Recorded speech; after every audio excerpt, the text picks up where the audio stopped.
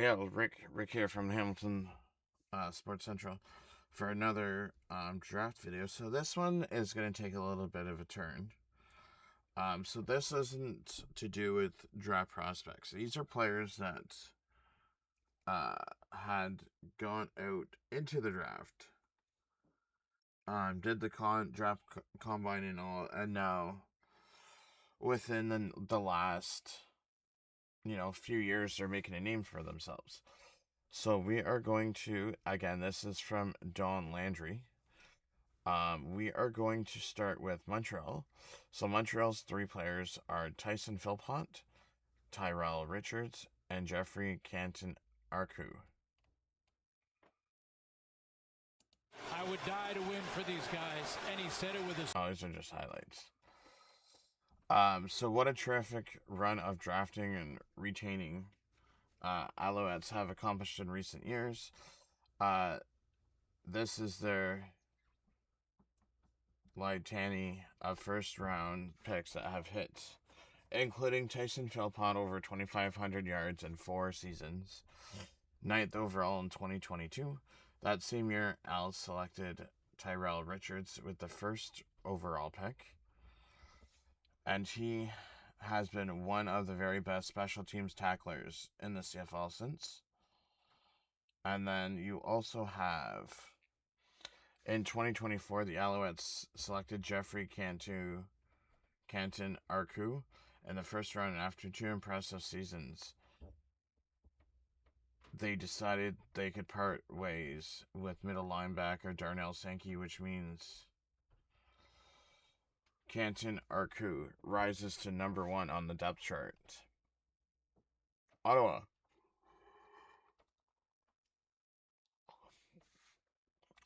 You have Alonzo Addy, Zach Falhous, and Lucas Cormier. Back in 2021, the Ottawa Redblacks plucked defensive back Alonzo Addy in the second round, and he rose to their starting safety position in 2024 prior to having 25 wiped out with an elbow injury in game 1 of the season. Offensive line, Zach Phelps or Palhos was a first round pick in 2022 after a couple of rotational bias seasons. He emerged as Ottawa's starting right tackle in 2024. Linebacker Lucas Cormier was selected selected in the second round of the 2023 draft.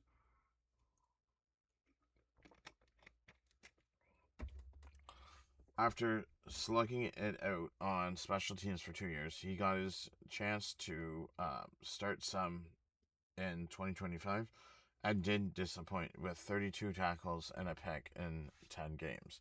Next up, Toronto Argonauts. Peter Nicastro, Jack Kazar, and Kevin Mattal. Offensive lineman Peter Nicastro was named Argos' most offensive lineman in 2025, 4 years after being drafted in the first round.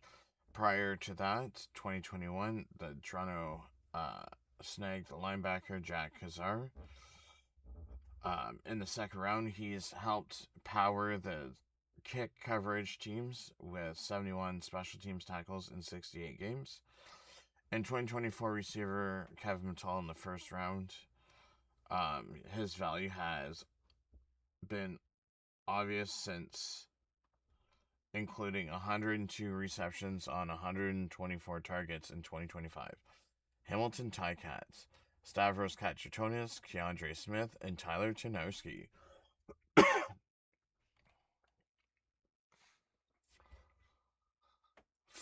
Fourth round picks have been kind of magical for the Ticats the last few years.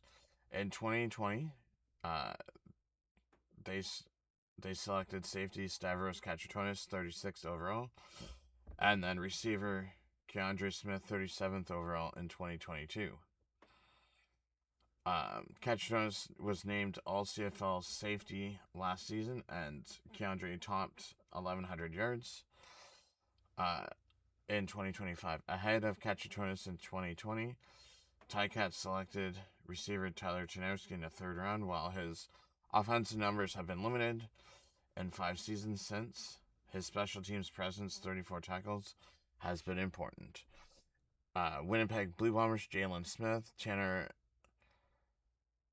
Cadwallader,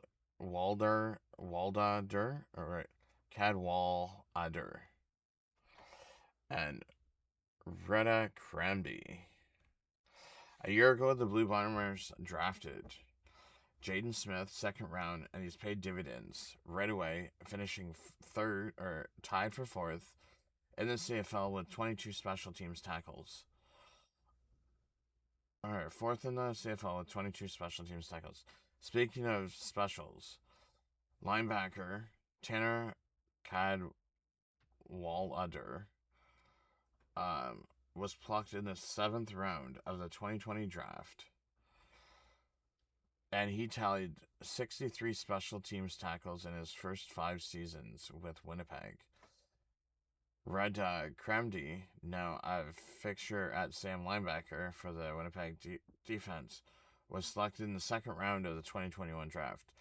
I know that's 3 there, but just let me push the boundaries and add running back Brady Oliveira's 2nd round in 2019. Saskatchewan, Keon Schaefer-Baker, Samuel Emelis, and Dehal Duncan Busby. Receivers. Knowing what we know now, seems kindly weird that Keon Schaefer-Baker fell all the way to the 4th round in 2020. The 2025 Most Outstanding Canadian, Samuel Emelis, was picked in the 1st round of the 2022 draft, while Decal Duncan Busby was selected in the 3rd round in 2024. Calgary Stampeders. Bryce Bell, Chris Fortin, and Clark Barnes. The Calgary Stampeders selected or made offensive line Bryce Bell, 2nd round pick in 21, but has been quite valuable to the Stamps with his ability to play multiple positions on the offensive line. When Bell, Calgary's starting center for 2025, was injured early on. The 2025 first-round draft pick, Chris Fortin, was asked to step in, and he was splendid, being named Calgary's most outstanding rookie. Receiver Clark Barnes, with 1,425 yards and 7 touchdowns to his credit in 39 games, Calgary's 3rd round pick in 2023. Edmonton Elks, Joe Bablenko, DJ Bonhomme, and Vincent Blanchard.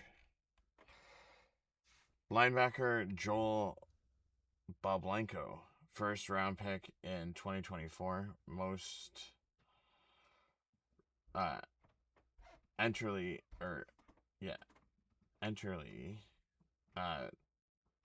lived up to expectations with 80 tackles in 2025, on the way to being named Edmonton's most outstanding Canadian.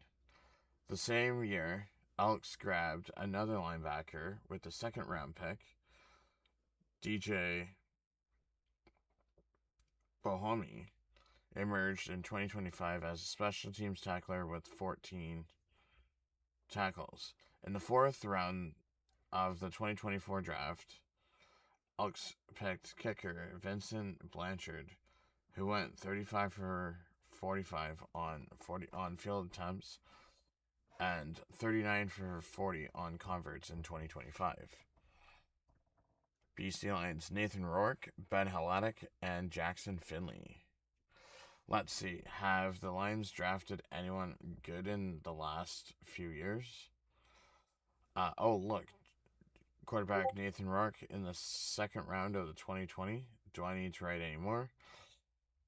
Linebacker Ben Hatlatic, third round in 2021. He worked out rather well with 275 tackles in 82 career games. And last year, the Lions selected defensive back Jackson Finley.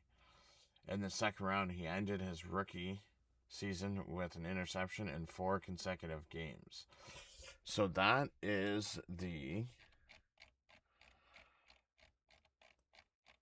3 draft picks every team nailed.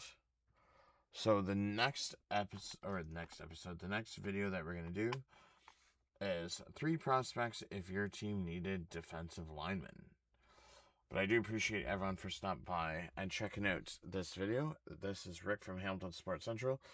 Don't forget to check out other content that we'll have in the channel leading up to the draft, including the CFL mock draft coming up. But I do appreciate everyone for stopping by. And again, thank you for all the love and support to the channel.